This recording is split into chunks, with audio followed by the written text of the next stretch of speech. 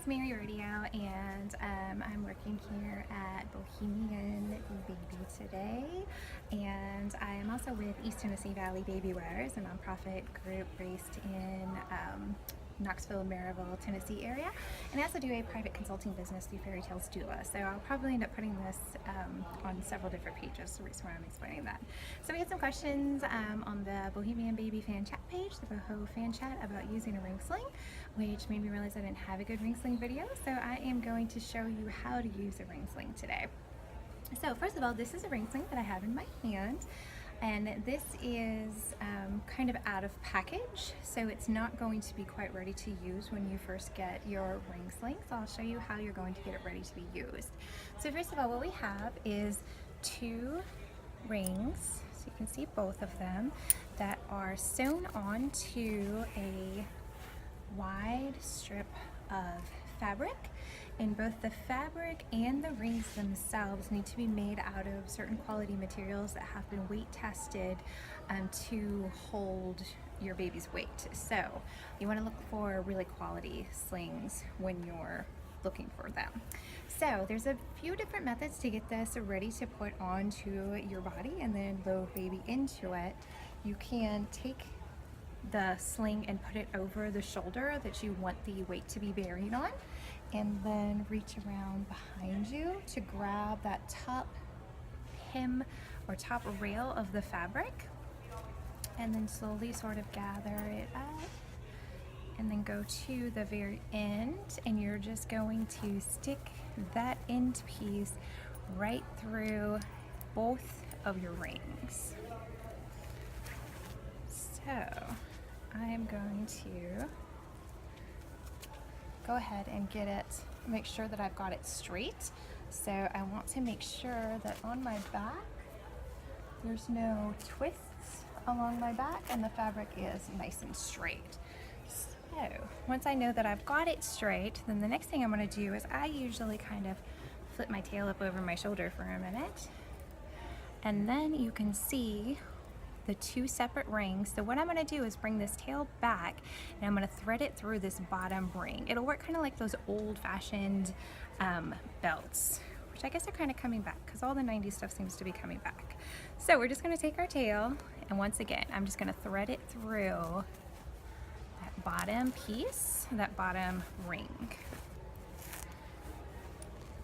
And so from here,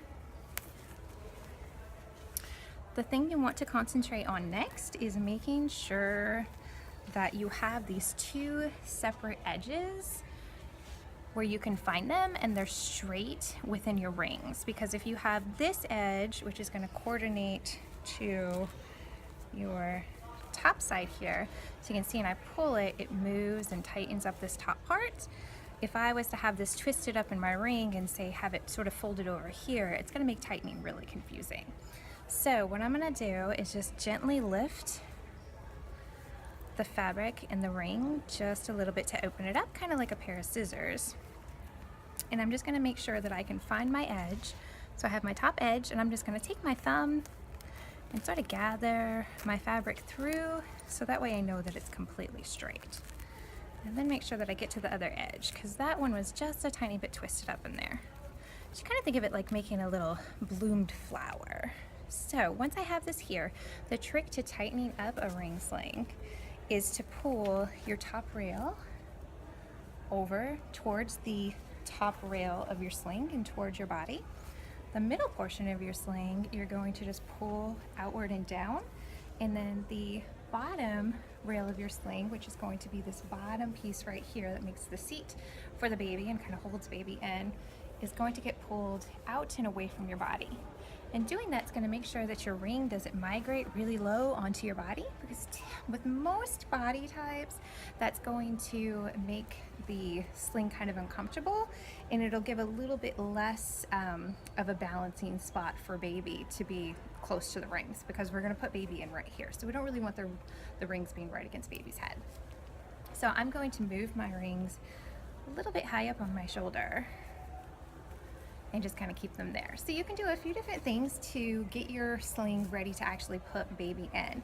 Sometimes I like to do a little bit of adjusting before I get baby in, because I know that once I get them in, they're gonna get a little bit uncooperative quite often. So one trick that you can do is to just use your arm. So you're gonna put your arm and elbow into the sling, and you can use that to give yourself a little bit of tension to pull against, and just kind of do a little bit of practicing on how the fabric moves when you tighten it up. So from here, what I am then going to do is I'm going to take my baby, put them in a high burp hold position up over my shoulder, and I'm going to kind of slowly lower them down into the sling and use my other hand to reach underneath to guide baby down. So here is my pretend baby, obviously. So as I said, I'm going to hold up in a high burp position, and you want to kind of avoid putting any pressure on baby's feet and kind of trying to hold them this way, because it's their natural instinct when you hold and press on their feet to straighten out their legs. So try to keep your hand and their weight on their bottom and the middle portion of their back while you're supporting. So after I do that, once again, I'm going to move this so you can see a little better. I'm going to take this hand and I'm going to feed it between my body and the sling, and just use that hand to help feed baby down into my sling. So I have switched hands so you can see how I'm supporting baby's body with this hand now and the weight of baby's body. So while I do that, I'm going to take my other hand to pull this fabric up and across baby.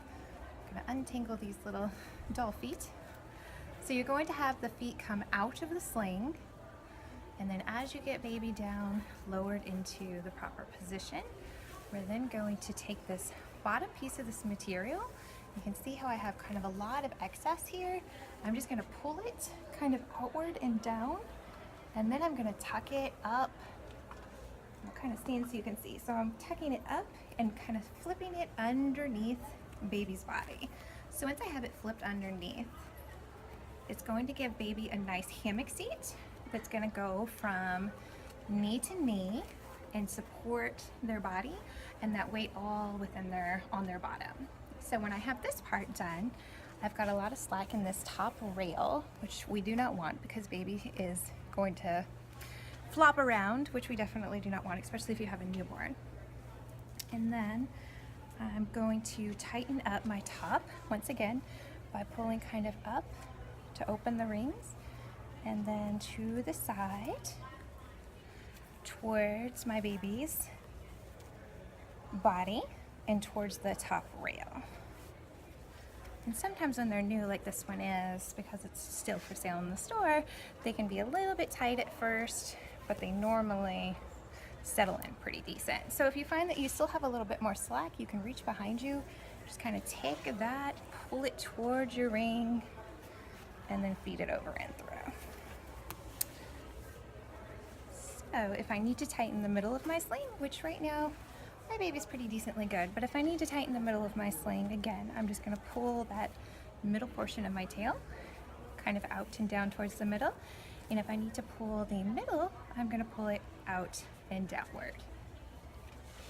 So now I have baby sitting in a nice, comfortable position. Their legs are free where they can freely move, but that seat is tucked up underneath them. So on the inside, you can't really see all the way, but where baby's body is coming up, that fabric kind of tucks up and underneath. So therefore, the kind of the pressure from baby's body against my body holds that position in place. So that is the basics of how to use a ring sling, especially with a newborn infant. They are high enough that I can monitor their breathing. I can make sure that they are not in a chin to chest position. I can reach down, give baby a little cuddle, a little kiss. And if I am nursing or need a little bit more privacy, I can use my tail as a nursing cover. You don't want to keep baby's head covered all the time, obviously, because you want to have nice airflow. Or some people will take the tail and do a little bit of a twist, give baby a little bit more head support by kind of loosening up that top rail and tucking it. in and under. If you want to do that, you have that option as well. If you have a little bit of extra tail, you can also do a reinforcing pass to come up and tuck underneath baby, and then tuck into your pass behind you just to hold a little bit more tension and get the tail out of the way if you have a little bit of a longer tail that you don't want to deal with. So you have a few options to make it a little bit more sleek as well. And this is a lot of ways that men typically like to wear slings as well, without the kind of fancy tail hanging around. So there's a few different options for you in using your ring sling, and I hope it helps you out.